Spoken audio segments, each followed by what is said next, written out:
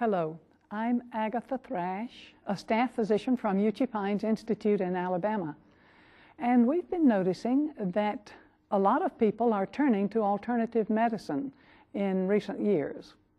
Now, these alternative medicines cost the people in the United States more than $10 billion every year, so it's big business. And it is also a very interesting phenomenon. And we'd like to discuss some of these issues in the next little while with you, so we hope you'll join us. The following program presents principles designed to promote good health and is not intended to take the place of personalized professional care. The opinions and ideas expressed are those of the speaker. Viewers are encouraged to draw their own conclusions about the information presented.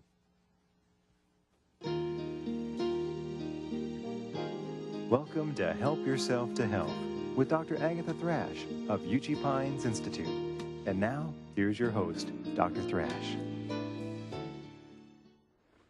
A large part of what people spend their money for when they're buying alternative medicine is that of herbs and supplements.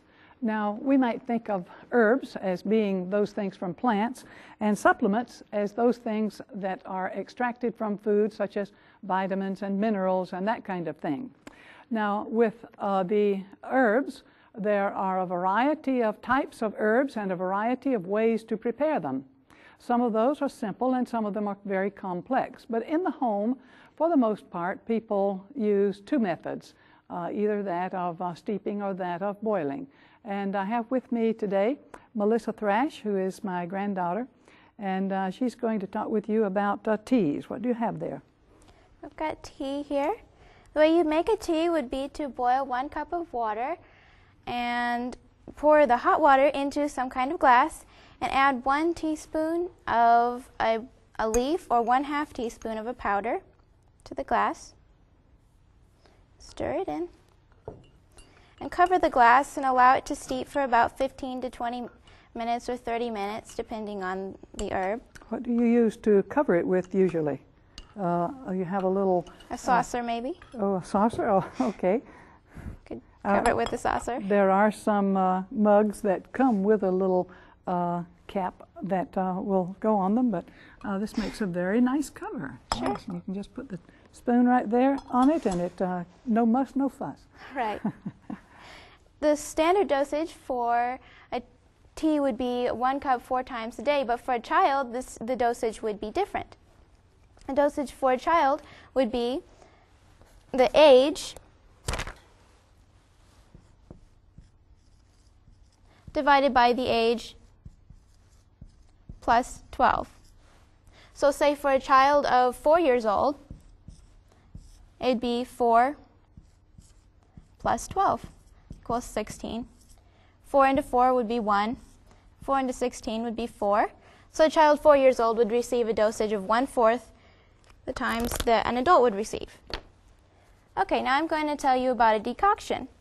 Roots, stems, berries, and barks are used for decoctions because they're harder to extract. You want to take the roots, stems, berries, or barks, take a tablespoonful of it and put it into a heaping tablespoon full of it into a quart full of water and gently simmer it for 5 to 25 minutes depending on the herb. And then you can strain it if it has big pieces in it, and you can cool it and drink it then or store it in the refrigerator for later use. Mm-hmm. Very good. Do people get a real benefit from these? Have you seen that to happen? Oh, yes. Have you ever taken an herbal tea yourself? I have. What about a decoction? Have you ever taken Golden Seal tea? Golden Seal, I have. It's not very good tasting, but it really works. Very effective, but it is very, very bitter. I think it's probably one of the most bitter substances that I've ever taken. I don't usually have a problem taking bitter things, but it can make you shudder. But when you're very sick, you're very willing to take it because if you've had it, you know that it can be very beneficial for you. Now, there are a wide variety of herbs. They can be used either as teas mainly, or as decoctions, or they can be extracted with glycerin, or with vinegar, or with alcohol. But in the home, most of the time, we simply extract the active ingredient with water, either by using the boiling water and the tea steeped for half an hour, or boiling gently. It isn't a vigorous boil as a usual thing, and then that is usually for half an hour.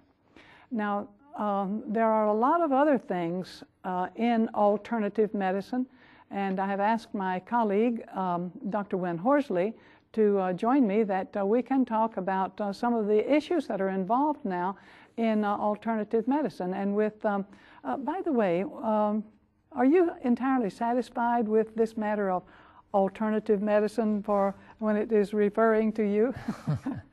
No, I'm actually... Are you a holistic doctor? That term I would prefer. The problem with alternative is that it sounds like a devious, a second choice, like it's not really the ideal thing.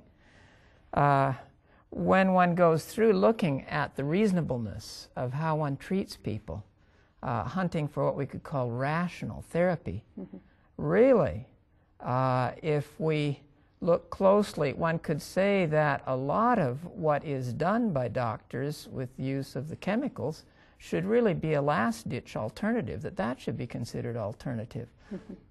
Nowadays, fortunately, there are quite a few doctors that are paying close attention to what are the more natural approaches. Yes, like in hypertension. A lot of times, a doctor will tell the patient a lot of mainline things, which we would call, which they might call alternative, but we call mainline. The natural, rational treatment of high blood pressure. Absolutely. And only as a last-ditch measure would they go to the drugs. What do you have against drugs?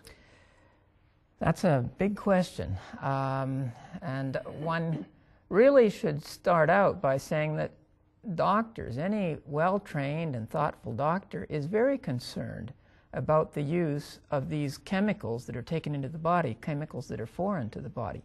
And the medical profession as a whole has for many years seen some of the bad effects that can happen. In the practice of medicine, well, looking first of all at the regulating agencies, the FDA has a requirement of lots of scrutinizing of every new drug that comes on the market, trials that must be done. And then pretty much every doctor uses one or more standard books on drugs, such as what's called the PDR, the Physician's Desk Reference, and a large percentage of what's written there is problems of side effects and so on. The trouble is this, though. The side effects that should concern us most are not those immediate side effects that bother people right away. You mean like a headache or nausea? Precisely. Those kind of things, they're of course written up in the PDR. But what should concern us most is the longer term. In fact, it can be many years till the damage will show up. Now, of course, doctors also realize this can be a problem.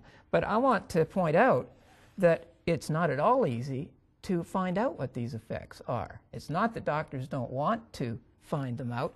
I've just got here a paper that just handed to me recently where 2 months ago they had a study that involved Harvard University, in which they looked at serious adverse effects of new drugs that are coming out. And what they pointed out was that 20% of all new drugs were found to have adverse, serious, or even life-threatening effects that were unknown or undisclosed at the time the drug was approved by the FDA. An interesting... Well, that's very frightening. One other point here is that these bad effects, it says half of these serious adverse effects were detected within 7 years after the drug was first introduced. So the real testing of a lot of these long-term dangerous effects is on the patients who are getting them during the period of time after the drug is marketed. But remember, only half of those were discovered within the first 7 years. In other words, it took years after 7 years elapsed to show up the last half of what effects they found in the study, and that doesn't mean that that's the end of the bad effects. There were probably lots of others. I have heard of women who were taking contraceptive pills having an increased risk of migraines even 20 years after they had stopped taking the drug. And that's one small example. I had another one in mind. Maybe it was the same one, methylsurgide. Oh, yes. In that one, they found, after people were taking it to prevent headaches, it would have taken a number of years for this to show up, but scarring behind the main organs of the abdomen. Way deep in. Deep. Retroperitoneal is the term that's used. This scarring and tightening bands of scar tissue began to enclose the tubes that go from the kidneys down to the bladder. Doctors began to notice that there was some occurrence of patients that became anuric. No urine was being produced, and of course a person will die within a short time when that happens. Well, I'm just imagining to myself, how did they ever track it down to the drug that was involved? They finally were able to find that this was the drug that was victimizing these people. Yes, it is difficult because since the lag time is so long. And what about antidepressants? Have you had any experience, or have you been reading some things on that? Well, we could say something about some of the major tranquilizers that are used. The main type of major tranquilizers, and here Thorazine and other drugs of its class, what they do in a fair number of patients, we're not talking about a rare side effect, is that they cause changes in the central nervous system that will lead to strange movements, involuntary movements, where people grimace and contort their lips and tongue and so on. It's given the term tardive dyskinesia.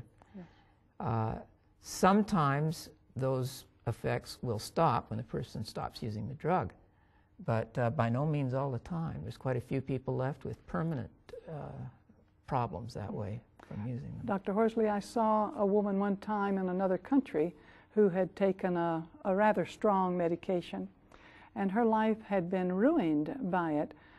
She literally could not sit still. She made these so-called athetoid movements and was constantly in a movement of some kind. And she would bend over and even get on the floor and wrap herself around her chair.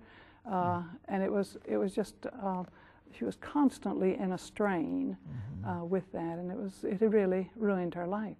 It's something that I think many of us have seen. I've seen particularly these grimaces that are so disfiguring and totally involuntary. Yes.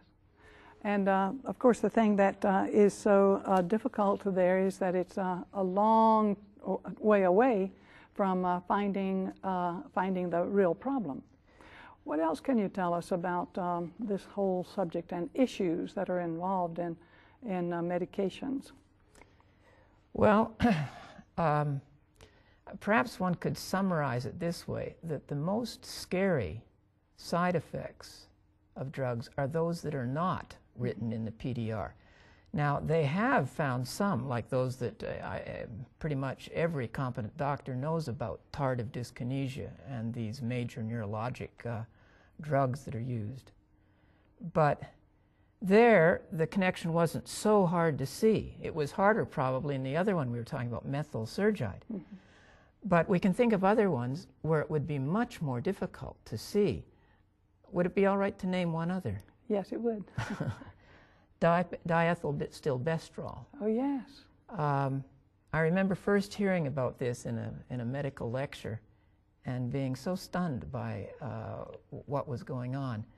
A pregnant woman who was given this drug, since it is a female hormone, perhaps it was thought this wouldn't be such a drastic thing to use. Doctors are very careful and try to avoid the use of drugs during pregnancy.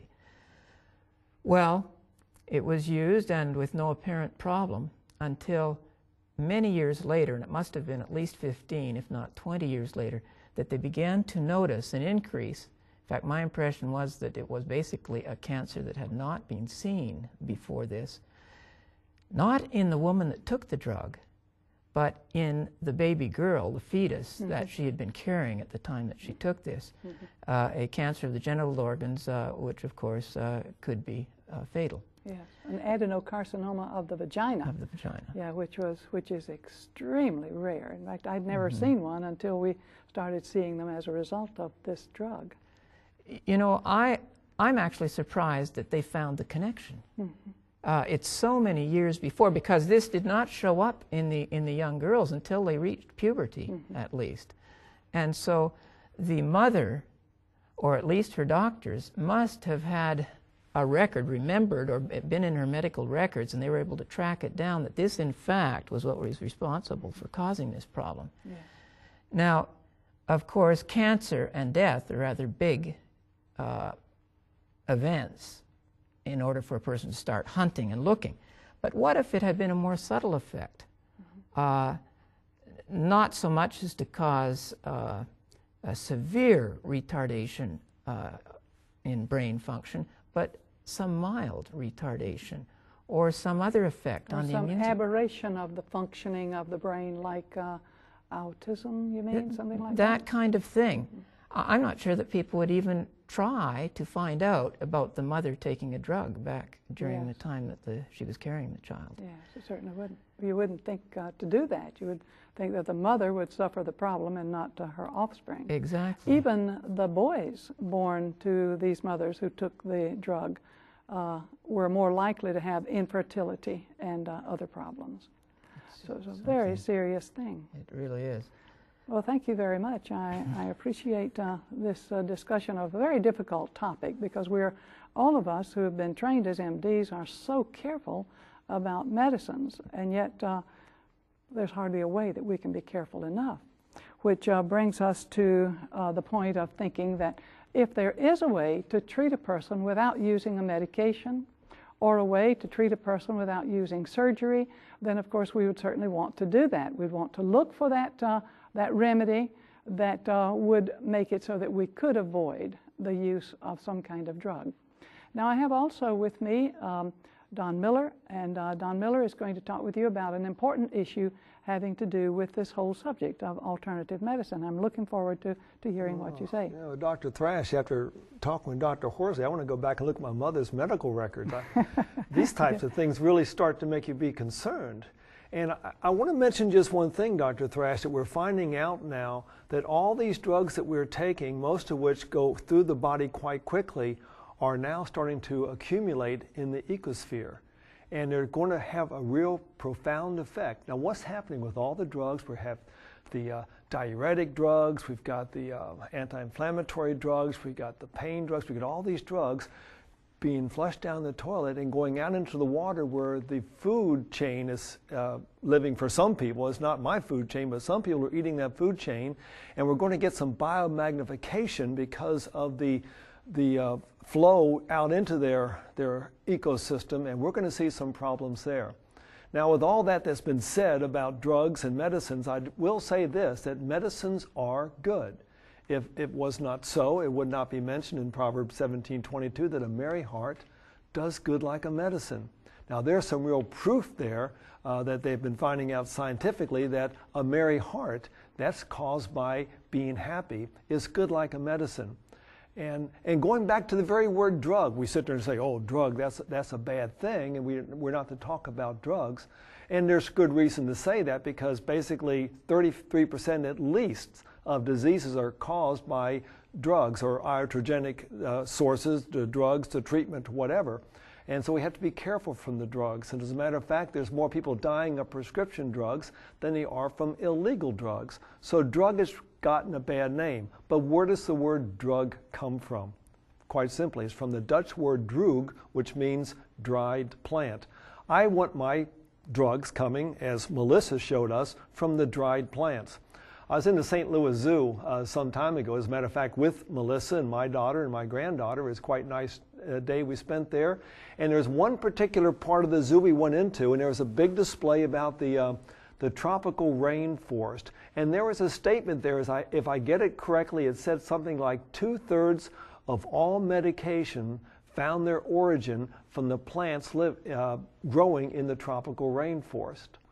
And I want to get my drugs at that level rather than the synthesized level that we're getting it in now.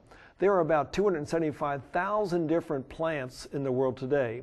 And in those things, you've got hundreds to thousands to even millions of chemical combinations. And we start messing with those things, we have problems. I guess it was back in about 1803 that the first doctor sat down and he separated out of a plant an alkaloid. The plant was opium, and the alkaloid is something that we've used quite a lot since then. But they've started taking the plants and finding the alkaloids or the different constituent in there that might have an effect upon the body. They somehow make that themselves. One very common one is the salicylate family. We go to the store and we buy a bottle of salicylates or aspirin, and we take those things, and we realize that these things have lots of adverse side effects. But where did the salicylate come from? Well, they would watch the old folks and the Indians and people who were the old, the rubes out there in the farms, that they for years and years and for centuries would use a product, not really a product, but basically is a product, the inside of the bark of the white willow tree, and they found that to be a pain reliever. They found out that it was a salicylate in there, and they started using that as a drug. I have used the white willow bark, and it works just as well for me without all of the negative side effects.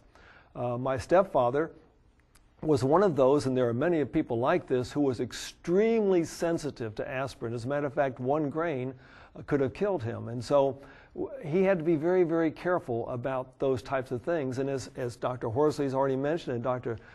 Thrash has been talking about, we don't know the effect of these drugs are going to have in our body down the line. Eli Lilly, basically the beginner of the Eli Lilly drug company, he once said something quite interesting, which I agree with 100%. He says, if it does not have a side effect, it's not a drug. And so I have not found too many side effects of herbs. Matter of fact, oh yes, we've already mentioned golden seal, and Dr. Thrash, it has a side effect. It makes my face scrunch up. It's like, oh, that's nasty tasting stuff. But that's not a problem. Those things aren't bad side effects. So we need to, now Sir William Osler said something else, and I think this is one of the most important things I try to teach the people where I go. And basically he said that it's more important to know the patient than it is to know the disease. We spend all of our time looking at a disease, and we don't spend much time looking at the patient. Let's talk with the patient. I'll tell people where I'm teaching, wherever it might be, I say, the best diagnostic tool that we have is a good foundational history. Talk to the person, spend time with the person. Trouble is, in today's world, we don't have that much time to spend with our patients. And so we run them through and give them a prescription for a drug, which who knows what effect it will have down the line. And so we need to get good herbal books and find out what can we do naturally. Now, herbs are getting a lot of bad press, and rightly so for this reason. If you take an herb, which is effective, with a drug, which is effective in its sphere, both of those together gives you a double whammy. Let's say someone taking a antidepressant, and then they also take St. John's wort. Well, that's 2 at one time, and that's not good.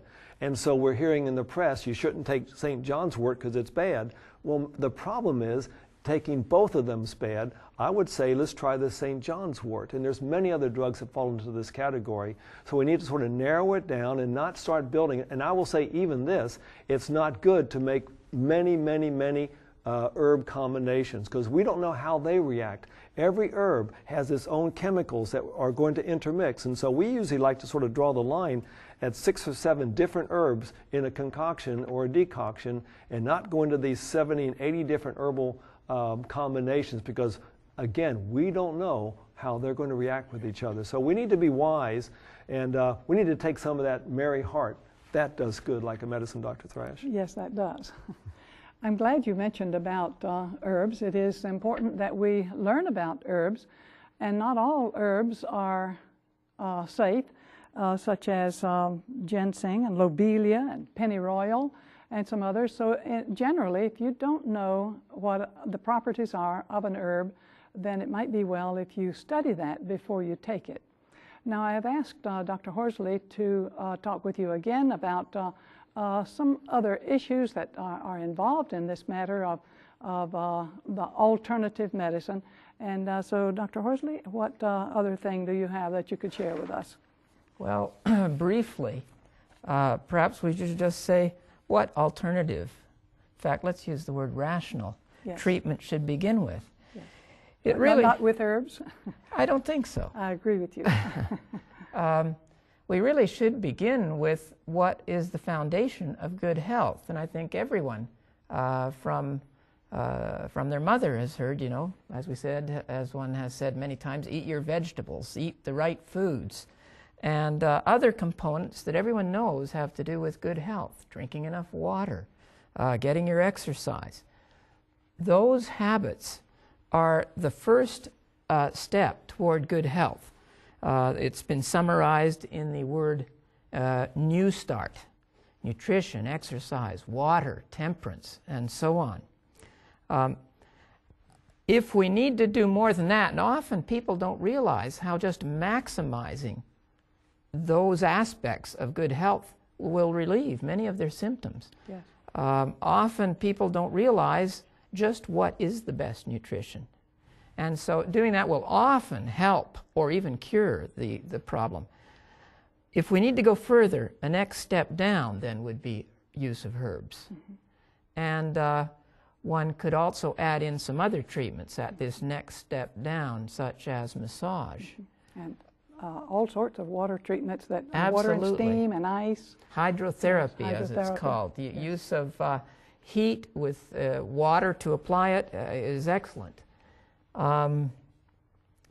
Then, if we want to go a further step below, I would say that extracts mm-hmm. of herbs, or for that matter, extracts of foods. Mm-hmm. And I feel even less comfortable about extracting trace quantities than taking something that's the major component of food, for instance, Yes. vitamins. Yes, you can easily get a major overdose with one little pill. That's correct. And it's very easy to swallow it. Thank you very much. We certainly see that this is a big subject, not possible for us to cover in one small discussion of it. But let me read something to you that I think will be very helpful to you. To secure a strong, well-balanced character, both the mental and the physical powers must be exercised and developed. What study can be more important than that which treats of this wonderful organism which God has committed to us, His own equipment? Thank you.